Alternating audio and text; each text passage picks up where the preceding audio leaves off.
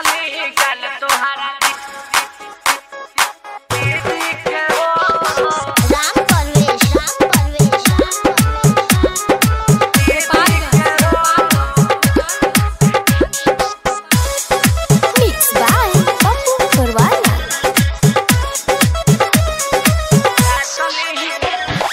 धीरे धीरे अइला भसुरा गाना में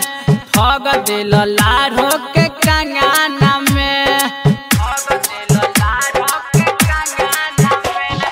धीरे धीरे अइला भसुरा गाना में ठग दिल लारो के कंगाना में अभी चिन्हत नहीं खा भाई हमारा जीदी के हो अभी चिन्हत नहीं खा भाई हमारा जीदी के हो जाके काटली गाल तोहरा दीदी के हो जाके काटली गाल तोहरा दीदी के हो। परवाना रिकॉर्डिंग स्टूडियो गढ़खा सारा।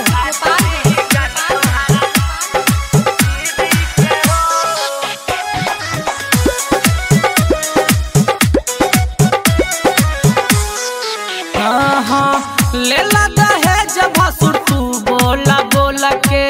पायल टिका वाली अइला रोला गोला के ले लगा है जब भसुर तू बोला बोला के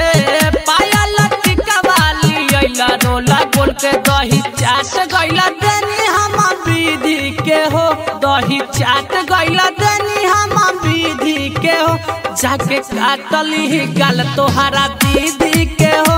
अभी चिन्हत नहीं खा भाई हमारा जीदी के हो।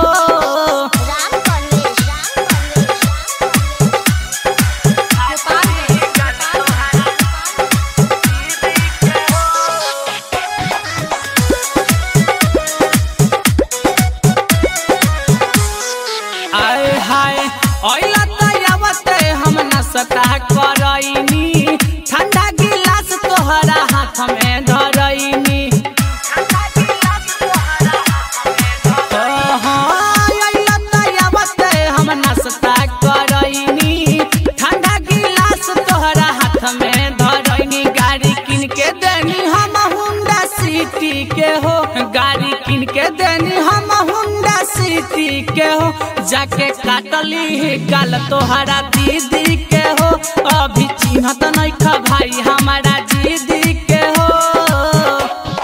धीरे धीरे अइला भसुरा गाना में ठग दिल लारो के कंगाना में अभी चिन्हत नहीं खा भाई हमारा जीदी के हो अभी चिन्हत नहीं खा भाई हमारा जीदी के हो जाके काटली गाल तोहरा दीदी के हो जाके काटली गाल तोहरा दीदी के हो।